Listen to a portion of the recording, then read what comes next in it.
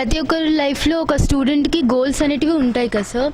So అలాంటప్పుడు చిన్నప్పటి నుంచే సివిల్ సైడ్ ఇంట్రెస్ట్ ఉన్న వాళ్ళు 10th అయిపోయిన వెంటనే వాళ్ళ ప్రిపరేషన్ స్టార్ట్ చేయొచ్చా? Otherwise intermediate and degree certificates కూడా ఉండాలంటారా సివిల్స్ ప్రిపరేషన్కి? ఇంటర్వ్యూలో అవి కూడా ఒక పార్ట్ ప్లే చేస్తాయా అని నా క్వశ్చన్ సార్. ఇక్కడ యాక్చువల్గా బేసిక్ క్వాలిఫికేషన్ డిగ్రీ అని, కాబట్టి డిగ్రీ ఎలాగూ ఉండాలి.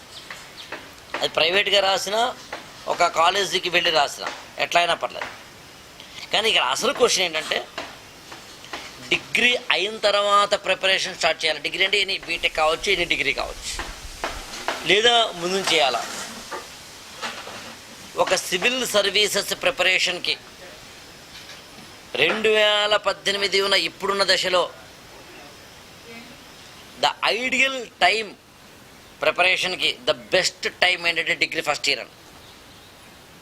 అంటే డిగ్రీ అయిపోయిన తర్వాత మరి ప్రిపరేషన్ చేస్తుంటే అది వేరే కదా, కానీ బట్ డిగ్రీ ఫస్ట్ ఇయర్ అయితే డిగ్రీ తోటి IAS ప్రిపరేషన్ అంటూ పెడుతున్న కుప్ప తెప్పలుగా వస్తున్న కాలేజీలు మాత్రం అది పరిష్కారం కాదు.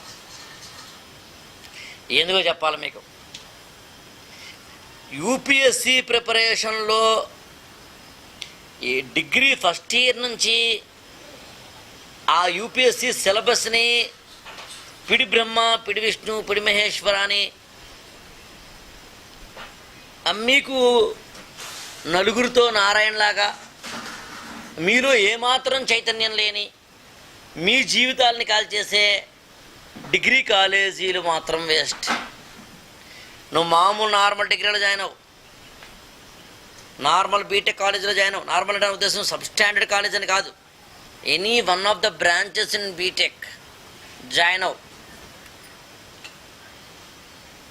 3 ఏళ్ల పాటు డిగ్రీ అయ్యేలోపు ఫస్ట్ ఇయర్ ప్రిపరేషన్కి ఒక మాడ్యూల్ ఉంటుంది, సెకండ్ ఇయర్ ప్రిపరేషన్కి ఒక మాడ్యూల్ ఉంటుంది, థర్డ్ ఇయర్ ప్రిపరేషన్ ఒక మాడ్యూల్ ఉంటుంది. అది కూడా చెప్తాను మీకు.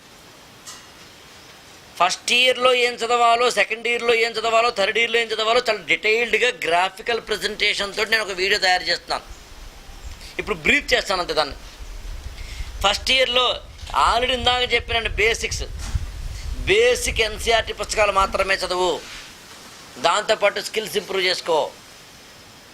సెకండ్ ఇయర్లో అడ్వాన్స్ రిఫరెన్స్ పుస్తకాలు చదువు, దాంతోపాటు స్కిల్స్ ఇంప్రూవ్ చేసుకో. థర్డ్ ఇయర్లో ఓన్లీ ఆప్షనల్ ప్రిపరేషన్ మీద దృష్టి పెట్టి టెస్ట్ సిరీస్ రాయి. ఈలోగా డిగ్రీ అయింది నీకు. లేదా బీటెక్ అయినా 4 ఏళ్ళు దీన్ని స్ట్రెస్ చేస్తావు. నువ్వు డిగ్రీ అయి బయటకు వచ్చేసరికి ప్రిపరేషన్ ఆఫ్ ప్రిలిమినరీ అయిపోయింది, మెయిన్స్ అయిపోయింది, అండ్ ఆప్షనల్ కూడా అయిపోయింది, అండ్ స్కిల్స్ కూడా ఎన్హాన్స్ అయిపోయినాయి. 2-3 టెస్ట్ కూడా రాస్తున్నావు. అప్పుడు అసలైన యుద్ధరంగంలోకి నువ్వు దిగుతావు. అంటే డిగ్రీ అయినా 1 ఇయర్కో 1.5 ఇయర్కో నువ్వు IAS అవ్వచ్చు. అదే డిగ్రీ ప్లస్ IAS కాలేజీలో జాయిన్ అయితే ఆ 3 ఏళ్ళు 6 ఏళ్ళు పడుతుంది మళ్ళీ అక్కడ. ఎందుకని? వాళ్ళ స్కిల్స్ ఇంప్రూవ్ చేయడం లేదు, నీ ఆప్షన్ ఎన్హాన్స్మెంట్ చేయడం లేదు, నీ అబ్జర్వేషన్ కెపాసిటీ పెంచడం లేదు, నీకు సంబంధించిన వ్యక్తిత్వ నిర్మాణం చేయడం లేదు. వాళ్ళు ఒక రూమ్లో పెట్టేసి కేవలం డిగ్రీతో పాటు IAS అనేది మగ్గింగ్ చేస్తున్నారు. బట్టి కొడితే IAS రాదు, మగ్గింగ్ చేస్తే IAS రాదు, కేవలం 4 పుస్తకాలు చదివితే IAS రాదు. జీవితాన్ని చదవాలి, వ్యక్తిత్వాన్ని చదవాలి, సమాజాన్ని చదవాలి, దేశాన్ని చదవాలి, నీ చుట్టూ పక్కన ఉన్న సమస్యలను స్పందించాలి. Simple logic. ఈ గురుకులంలో నేను ఇదే పెట్టుకున్నాను బెంచ్ మార్క్గా.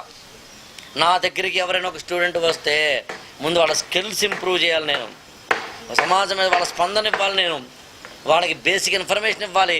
డిగ్రీ ఫస్ట్ ఇయర్ నుంచి అయితే కనుక స్ట్రక్చర్డ్గా వెళ్తాను, లేకపోతే కనుక కొంచెం తక్కువ స్ట్రక్చర్డ్గా వెళ్తాను.